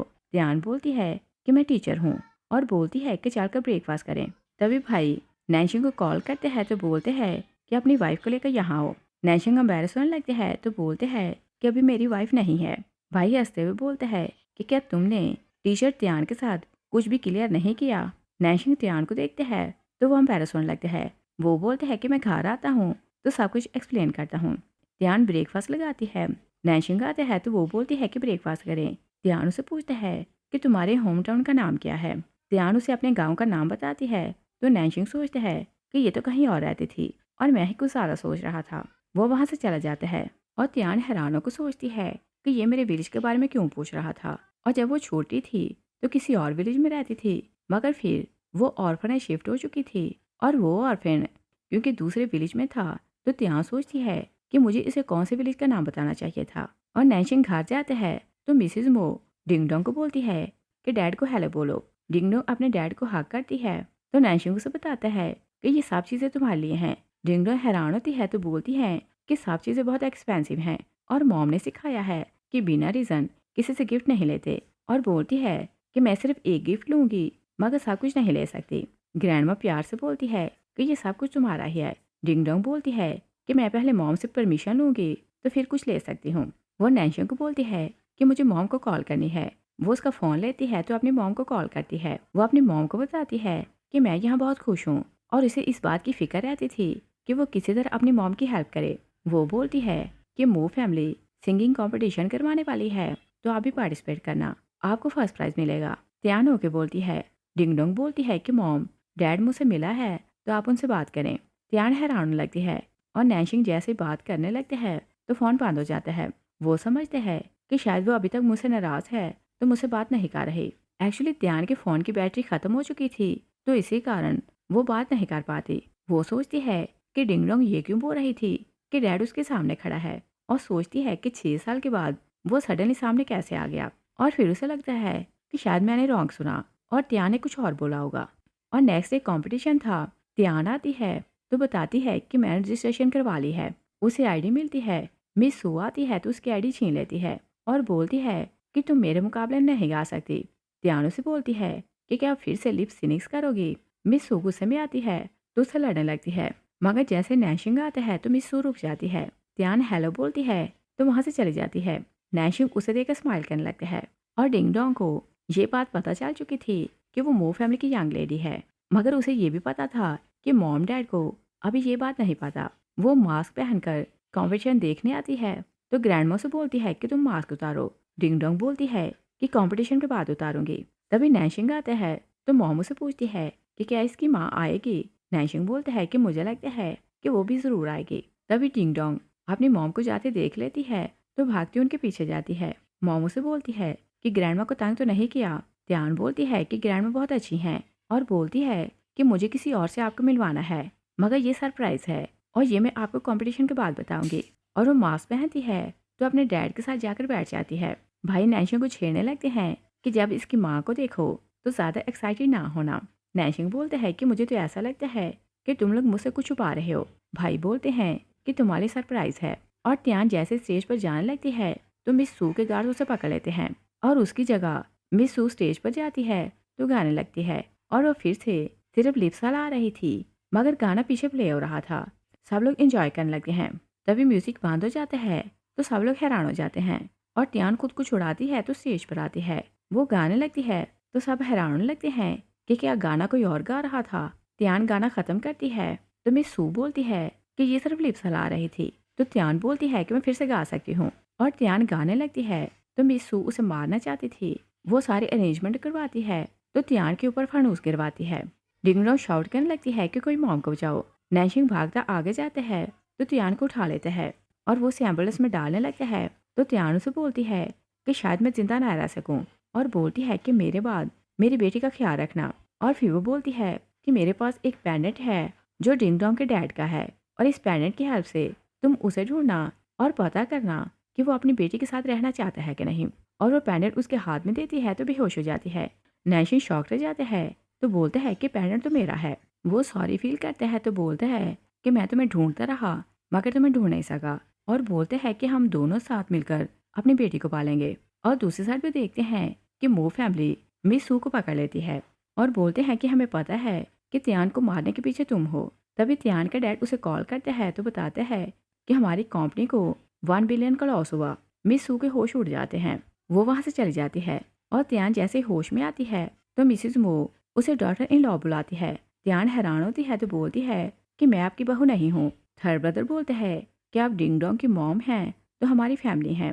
त्यान बोलती है कि मैं सिर्फ एक टीचर हूँ। नैशिंग आता है तो बोलते हैं कि तुम मेरी फ्यूचर वाइफ हो। त्यान हैरान होने लगती है। डिंग डोंग अपनी मॉम को डीएनए टेस्ट रिपोर्ट दिखाती है तो त्यान बहुत हैरान होने लगती है। नैशिंग उसे बोलते हैं कि उस एक्सीडेंट के बाद मैं तुम्हें ढूंढता रहा मगर ढूंढ नहीं सका और फिर मैं इलाज के लिए अब्रॉड चला गया। मुझे नहीं पता था कि तुमने मेरे बेटे को जन्म दिया है। और फिर वो बोलते हैं कि मैं तुम दोनों के लिए रिस्पॉन्सिबल हूँ और मैं जानता हूँ कि सालों तुमने बहुत सफ़र किया। भाई उसे बोलते हैं कि तुमने सालों इसे नाराज़ किया है तो तुम्हें इसे मनाना होगा। नैशिंग बोलते हैं कि मुझे तो किसी को मनाना नहीं आता। एक भाई बोलते हैं कि जब मेरी वाइफ नाराज़ होती है तो मैं वॉशबोर्ड पर घुटने टेक कर बैठता हूँ। दूसरा बोलते हैं कि जब मेरी शादी हुई थी मैंने अपनी कंपनी अपनी वाइफ के नाम ट्रांसफ़र कर दी थी। नैशिंग अपने सिस्टर को कॉल करते हैं कि वॉशबोर्ड लेकर हॉस्पिटल आओ। और फिर वो त्यान को बोलते हैं कि मैं अपनी कंपनी तुम्हारे नाम ट्रांसफ़र कर रहा हूँ और मैंने 6 साल तुम्हें बहुत पेन दी है मगर बाकी लाइफ तुम्हें अच्छी लाइफ देकर सारी कमी पूरी कर दूंगा। और पूछते हैं कि क्या तुम मुझे चांस दोगी। डिंगडोंग बोलती है कि मॉम डैड बहुत अच्छे हैं तो आप इनसे शादी करो। त्यान ओके बोलने ही लगती है कि नैशिंग बेहोश होकर गिर जाता है और थर्ड ब्रदर डॉक्टर है वो अपने भाई को वार्ड में लाता है तो बोलते हैं कि तुम्हारा क्लास्ट्रोफोबिया पहले से ज़्यादा ख़राब हो गया है और बोलते हैं कि अगर तुम क्योर नहीं हुए तो ये बीमारी तुम्हारी जान ले सकती है। तो नैशिंग पूछता है कि इसका इलाज क्या है। थर्ड ब्रदर बोलते हैं कि जिस छोटी बच्ची ने बचपन में गाना गाकर तुम्हारी जान बचाई थी अगर तुम उसकी आवाज़ सुनो तो तुम्हें अटैक आना बंद हो जाएंगे। त्यान हैरान होती है तो पास को याद करने लगती है। फ्लैशबैक में देखते हैं कि त्यान जैसे ही सैमन यंग मास्टर की जान बचाती है मो फैमिली आती है तो नैशिंग को लेकर चली जाती है। और जिन गुंडों ने नैशिंग को किडनैप किया था उन्हें त्यान पर बहुत गुस्सा था। त्यान के मॉम डैड घर पर सोए हुए थे। वो लोग तेल छिड़कते हैं तो आग लगा देते हैं और उसके मॉम डैड जलकर मार जाते हैं। और त्यान सब कुछ अपनी आंखों से देखती है। उसे मेंटली शॉक लगते हैं तो वो सब कुछ भूल जाती है और उसका इस दुनिया में कोई नहीं था तो उसे दूसरे विलेज के ऑर्फनेज भेजा जाता है। वो सोचती है कि मुझे ज़्यादा तो कुछ याद नहीं मगर सिर्फ इतना याद है कि गाना गाकर मैंने किसी की जान बचाई थी। त्यान बाहर चली जाती है तो भाई नैंशी को बोलते हैं कि त्यान को ये बात तो पता ही नहीं कि तुम्हारी एक वाइट मूनलाइट भी है। मिस सू अंदर आ रही थी तो उनकी बात सुन लेती है तो अपने डैड को बोलती है कि किसी को बोलकर पता करवाएं कि जिंगहे विलेज में उस टाइम क्या हुआ था और किस बच्ची ने नैंशी की जान बचाई थी। नेक्स्ट सीन में देखते हैं कि नैंशी के भाई उस लड़की का पता लगाने की कोशिश कर रहे थे और वो सारी इन्फॉर्मेशन निकलवाते हैं तो उन्हें पता चलता है कि जब वो लड़की 7 साल की थी तो वो ऑर्फनेज चली गई और उसके बाद वो सिटी आ चुकी थी और उसने जिंगहे यूनिवर्सिटी से म्यूजिक में ग्रेजुएशन की है। नैशिंग त्यान से बात करने आता है तो वो डिंगडोंग को सुलाकर बाहर आ रही थी। नैशिंग उसे बोलते हैं कि मेरे कमरे में चलो। त्यान मना करती है तो नैशिंग उसे बोलते हैं कि मेरा क्लास्ट्रोफोबिया ज़्यादा बढ़ गया है तो मैं अकेले नहीं सो सकता। त्यान बोलती है कि मैं तुम्हारे भाई को बुलाती हूँ। वो जाने लगती है तो नैशिंग उसे ज़बरदस्ती उठाता है तो अपने कमरे में ले आता है। तभी फोर्थ ब्रदर उसे बार बार कॉल कर रहा था। नैशिंग इरिटेट होता है तो कॉल आंसर करता है और वो फ़ोन को स्पीकर पर करता है तो फोर्थ ब्रदर उसे बोलता है कि तुम्हारी व्हाइट मूनलाइट का पता चल गया। त्यान जेलस होने लगती है कि उसकी व्हाइट मूनलाइट है तो वहां से चली जाती है। नैशिंग अपने भाई को बोलते हैं कि व्हाइट मूनलाइट किसे बुला रहे हैं। फोर्थ ब्रदर बोलते हैं कि ओके, गुस्सा करने की जरूरत नहीं, और सारी डिटेल्स बताता है कि लड़की ने जिंगहे यूनिवर्सिटी से म्यूजिक में मास्टर्स किया था। नैशिंग बोलते हैं कि सब ओल्ड स्टूडेंट्स को इनवाइट करो तो हम उनसे मिल लेंगे और मुझे उसका पता चल जाएगा। और एक क्लास फेलो त्यान को मैसेज करते हैं कि कल ओल्ड स्टूडेंट्स की मीटिंग है तो तुम्हें अकेडमी आना है। नेक्स्ट डे त्यान अपनी बेटी को लेती है तो अकेडमी जाती है। तभी नैशिंग के सेकंड ब्रदर आता है तो डिंग डोंग उसे देखकर खुश हो जाती है। अंकल उसे उठा लेते हैं और फिर वो त्यान को बोलते हैं कि शायद तुम मीटिंग के लिए आई हो तो मैं इसे साथ ले जाता हूँ। डिंग डोंग खुशी खुशी अपने अंकल के साथ चली जाती है। तभी एक क्लास फेलो आता है तो त्यान से पूछता है कि तुम्हारा सेकंड यंग मास्टर मो से क्या रिश्ता है और क्या तुम उसे डेट कर रही हो। त्यान बोलती है कि तुम्हारा मतलब नहीं। और जब वो अंदर जाती है तो वही लड़का बाकी क्लास वाले उसको बताता है कि शायद ये मो फैमिली के सेकंड यंग मास्टर को डेट कर रही है। लड़कियां उससे जेलस होने लगती हैं तो कोई बोलती है कि सेकंड यंग मास्टर पहले से मैरिड है तो क्या किसी मैरिड से डेट कर रही हो। और फिर से ह्यूमिलेट करने लगती हैं कि शादी से पहले तुम्हारी बेटी का जन्म हो गया। एक क्लास वाला बोलता है कि ये इसका अपना मैटर है तो तुम इसे ह्यूमिलेट ना करो। एक लड़का बताता है कि मिस सू ने अकेडमी में टॉप किया था और इस टाइम वो मो ग्रुप में डायरेक्टर की पोस्ट पर है। सब मिस सू से इम्प्रेस होने लगते हैं। त्यान सोचती है कि मिस सू मेरी सीनियर कब थी और मिस सू ने उस लड़की की सारी इन्फॉर्मेशन निकलवा ली थी तो वो यहाँ प्रिटेंड करना चाहती थी कि वो वही लड़की है जिसने नैशिंग की जान बचाई थी। वो वॉशरूम में मेकअप सेट कर रही थी तो बोलती है कि त्यान तुम नैशिंग को मुझसे छीन नहीं सकती। वो बाहर चली जाती है। वो नहीं जानती थी कि डिंग डोंग वॉशरूम में है।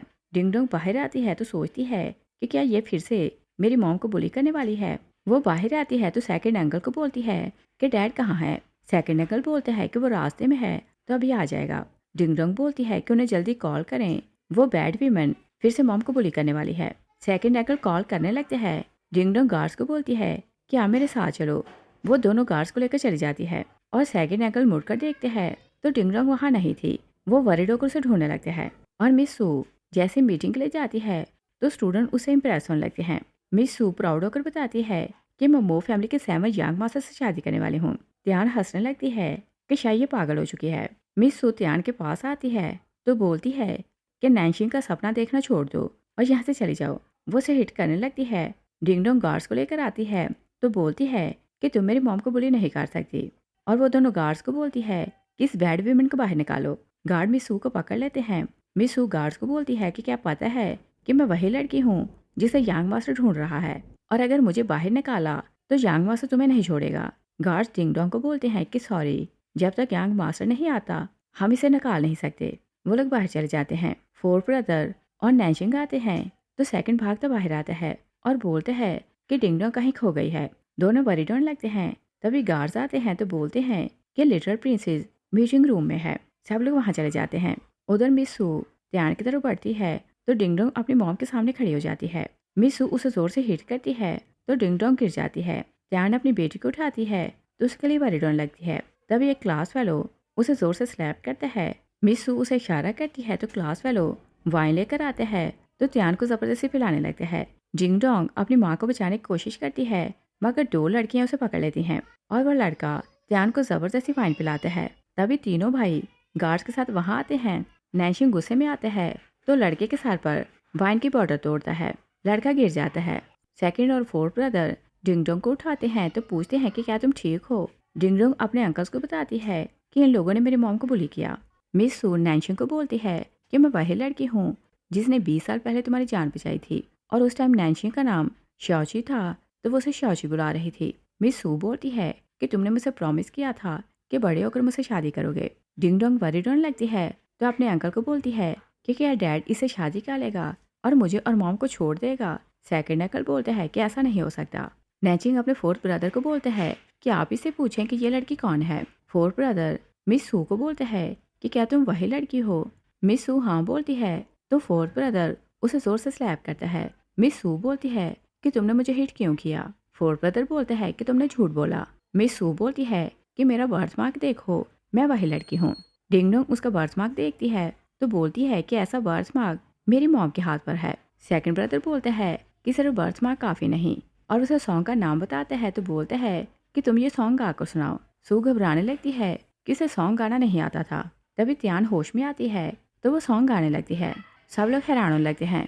एक लड़की त्यान का बर्थमार्क देखती है तो बोलती है कि इसका बर्थमार्क मिस सू जैसा है। फोर्थ ब्रदर मिस सू का हाथ पकड़ता है तो फेक बर्थमार्क रिमूव कर देता है। नैशिंग त्यान को बोलते हैं कि क्या तुम्हें याद है कि मैं कौन हूँ। नैशिंग बोलती है कि तुम डिंग डोंग के डैड हो, मगर इससे ज़्यादा उसे कुछ भी याद नहीं आता। फोर्थ ब्रदर गार्ड्स को बुलाते हैं तो बोलते हैं कि मिस सू को यहाँ से बाहर निकालो। वो लोग उसे ले जाने लगते हैं। तभी सू का डैड उसे कॉल करता है तो बताता है कि हमारी फैमिली के सारे अकाउंट फ्रीज हो गए। मिस सू गुस्से में आती है तो बोलती है कि इस लड़की के कारण तुमने हमें बर्बाद कर दिया, और वो त्यान को हिट करने लगती है। नैशिंग सामने होता है तो उसे प्रोटेक्ट कर लेते हैं और फिर वो त्यान को बोलते हैं कि अगर तुम्हें कुछ याद नहीं तो कोई बात नहीं। तभी त्यान को कुछ बातें याद आती हैं तो वो बोलती है कि मुझे याद आया कि तुम वही हो जिसकी मैंने जान बचाई थी, मगर तुम्हारी जान बचाने के बदले उन लोगों ने मेरी फैमिली और मेरे घर को जला दिया। नैशिंग उसे हाक करते हैं तो बोलते हैं कि सॉरी, मेरे कारण तुमने अपनी फैमिली को खो दिया, मैं तुम्हें कभी अकेला नहीं छोड़ूंगा। डिंग डोंग बोलती है कि मॉम, अब से मैं आपको प्रोटेक्ट करूंगी। नैशिंग के भाई भी बोलते हैं कि मो फैमिली का हर मेंबर अब से आपको प्रोटेक्ट करेगा। लास्ट सीन में देखते हैं कि त्यान मिसिज मो के साथ अकेली थी। मिसिज मो बोलती है कि बाकी सब कहाँ गए। त्यान बोलती है कि शायद बिजी होंगे। तभी लाइट ऑफ हो जाती है तो सब भाई कैंडल्स लेकर वहाँ आते हैं और उसे बर्थडे विश करते हैं। त्यान वरीड होने लगती है तो बोलती है कि तुम दोनों को क्लास्ट्रोफोबिया है तो लाइट्स बंद क्यों की। लाइट्स ऑन होती हैं तो डिंग डोंग अपनी मॉम को बताती है कि मेरा और डैड का क्लास्ट्रोफोबिया क्योर हो गया। नैशिंग उसे 3 रिंग्स दिखाता है तो डिंग डोंग अपनी मॉम को बताती है कि ये star and moon diamond ring इस बात की निशानी है कि डैड आपसे हमेशा मोहब्बत करेगा, और ब्लू एक्वा अंबर का मतलब है कि डैड हमेशा आपको प्रोटेक्ट करेंगे। और बोलती है कि गोल्ड रिंग का मतलब ये है कि डैड हर खुशी और हर दुख में आपके साथ रहेंगे। ध्यान बोलती है कि मेरी तरफ से एक गिफ्ट है। वो अल्ट्रासाउंड की रिपोर्ट दिखाती है तो भाई उसे बोलते हैं कि तुम तो फिर से डैड बनने वाले हो। सब लोग खुश हो जाते हैं और खुशी खुशी ध्यान के लिए सॉन्ग गाने लगते हैं। इस सीन के साथ ही वो फिनिश हो जाती है। Thanks for watching.